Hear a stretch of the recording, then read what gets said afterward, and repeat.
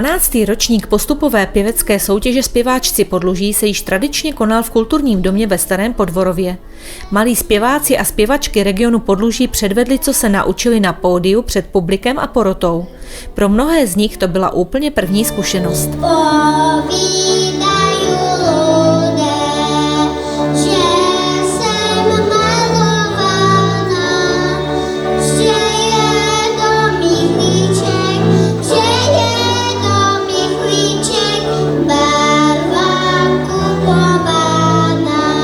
Více nám prozradila paní Miroslava Hajdová ze Starého Podvorova, již tradiční spoluorganizátorka této pěvecké soutěže. Je to soutěž zpěváčků, dětí z Podluží, řekla bych z toho horního Podluží, a je to vlastně soutěž dětí od těch nejmenších, tedy těch dětí z mateřské školky, až po ty nejstarší 15leté.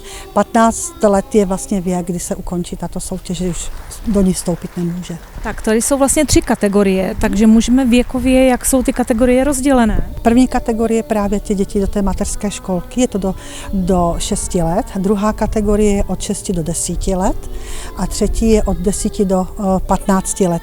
Celkem jim bylo přihlášených 22. Nejslabší byla ta první kategorie, protože ne každé dítě malé je odvážné na to, aby se postavilo na pódium a zaspívalo. Takže tam zůstaly jenom ty 3 holčičky. Ta poslední kategorie je i postupová, takže kam mohou děti postoupit a čeho můžou dosáhnout? No tak to si mě přeskočil, protože já si nepamatuji z paměti, ale od nás přicházejí do zpěvač děti a píseň do soutěže, která probíhá ve Veselí nad Moravou.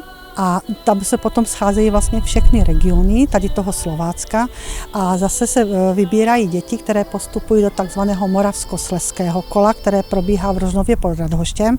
No a konečná fáze je celonárodní, vlastně tato soutěž, která probíhá potom v Brně. Porota byla 4členná a zasedli v ní paní Helena Klubusová a pánové Josef Pokorný, Václav Štěpánek a Antonín Vrba. Hodnotila se zejména intonace, frázování, výraz, čistota nářečí a čistota projevu. Kdo všechny zpěváčky dneska doprovází? Doprovází je cymbálová muzika Matěje Kůrečky. A teď momentálně vlastně, když je pauza, když se radí porota, tak tam hrajou i děti, takže kdo vyplňuje tu přestávku?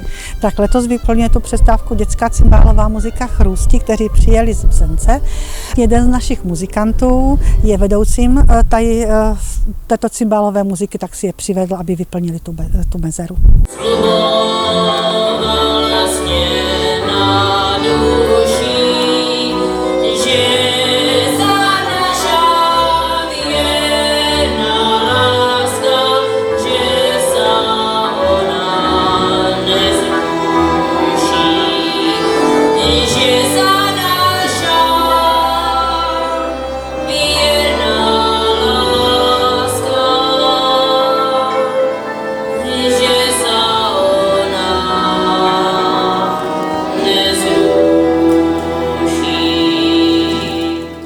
Zpěváčka Podluží pořádá region Podluží, který pro děti vždy připraví i krásné odměny. Je to velice krásná soutěž, tady ti zpěváčci Podluží, a pro děti jsme teda letos připravili odměny v podobě nějakých cukrovinek, sladkostí. Samozřejmě jsou to děti, takže myslím si, že to určitě rádi uvítají.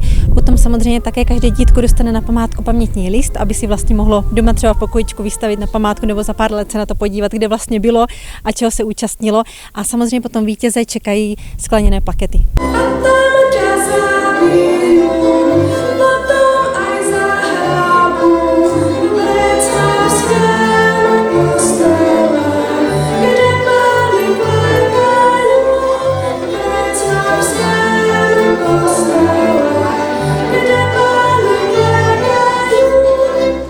Region Podluží si vytýčil před mnoha lety vlastně ty hlavní pilíře, a to je podpora folkloru a vlastně toho života kulturního slováckého na Podluží, co je. Takže proto se snaží pořádat tyto akce, tak jak je zpěváček u nás ve Starém Podvorově, tak potom u nás je to tradičně, my jsme rádi, jsme hrdí na to.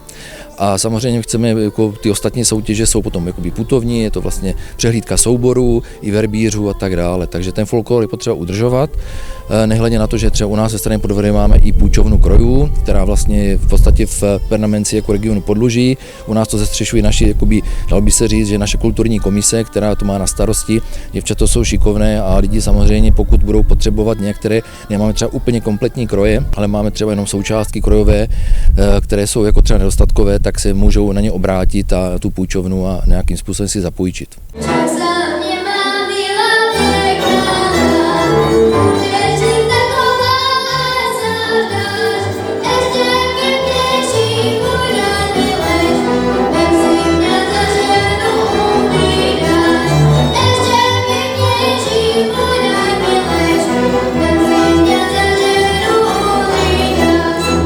Podpora folkloru a lidových tradic, to je oč regionu Podluží běží. Začínat se musí u našich budoucích generací.